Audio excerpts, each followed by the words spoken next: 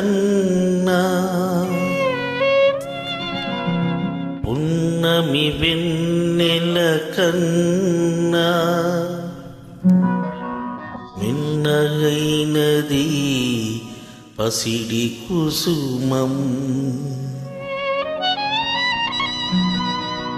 ఎవరు ఎవరు ఎవరి సలలిత ధాత్రి, ఎవరో ఎవరో ఇంకెవరో కాదు పరమ పావని మరియా, ఈ కన్య మరియా.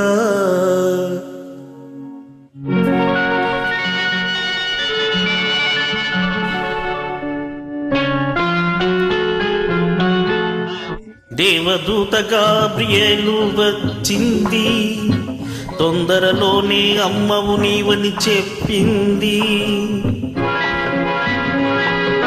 పరిశుద్ధ ఆత్మతోనే చూలాలివై దైవ కుమారుడు నీ ఇంట వెలసేనమ్మా అని ఆశీసులొసగింది ఆ దేవత, ఆ దేవత.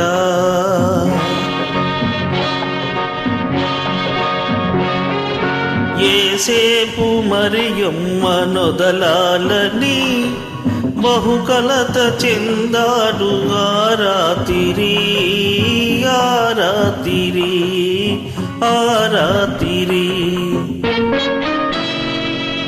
కలలో దేవుని వెలుగు కనిపించెను, ఇది దైవ కార్యమని చాటి ఓదార్చెను.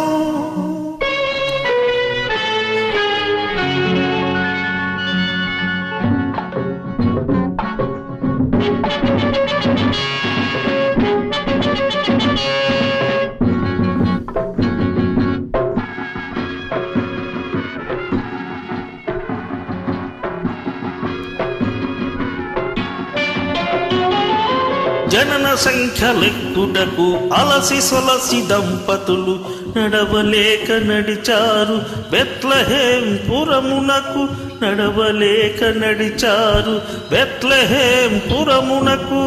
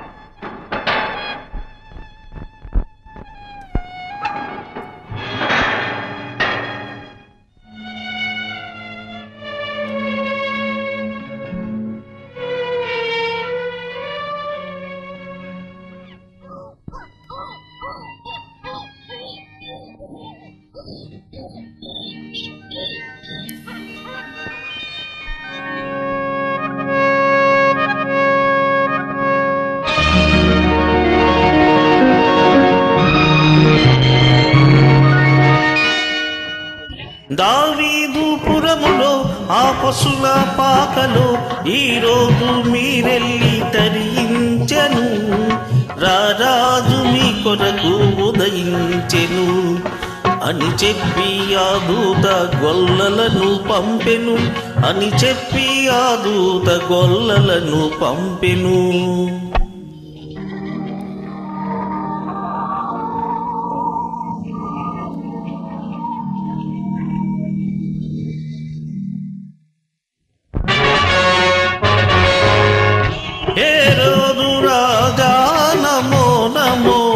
రాజాదిరాజిక జనించెను,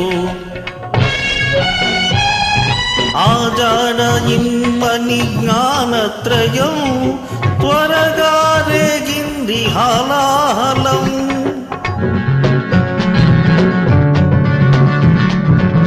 ఆ ప్రభు దర్శించిరారమ్మని హేరోదు తెలిపాడు కపటముగా.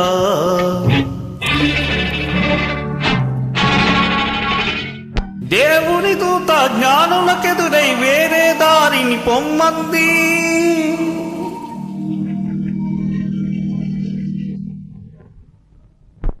దేవుని దూత జ్ఞానులకెదురై వేరే దారిన పొమ్మంది. దూత చెప్పిన మాట మేరకు ముగ్గురి పయనం సాగింది.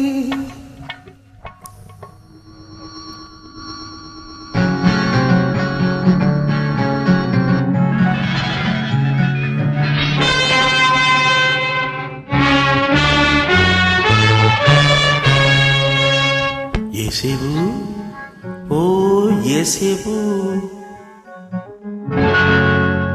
ఏలు నిండని కూనల, రెండేళ్ళు నిండని పాపల, తలలు నరికే శాసనం హేరోదు చేయగ పూనెను. తలలు నరికే శాసనం హేరోదు చేయగ పూనెను. యేసుని ఎత్తుకుని ఈజిప్టుకు నీవు వెళ్ళి చేరవయ్యా. దేవుని కబురు వచ్చే వరకు అచ్చటే ఉండవయ్యా. దూత చెప్పిన మాటలు నమ్మి వారు బయలుదేరినారు.